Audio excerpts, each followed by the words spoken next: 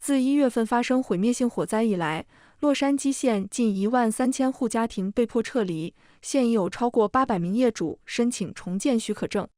然而，这一数字仍远未满足全面重建的需求，因为许可证只是复杂漫长重建过程的第一步。根据《洛杉矶时报》的报道，洛杉矶的许可系统伴随繁琐的程序，申请需要经过区域规划、建筑安全以及消防部门等多个环节。虽然官员们已加快部分申请的处理速度，但仍有许多申请因积压、合规审核或区域问题而延迟。重建的时间因家庭而异，大部分业主预计需要12到36个月完成重建。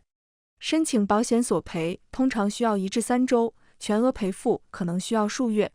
清理和环境检测可能耗时3到12个月，而规划设计和许可证申请通常需要3到6个月。另外，洛杉矶的建筑行业正受到劳动力短缺和材料成本上升的影响，导致重建过程更加艰难。天下卫视记者编辑报道。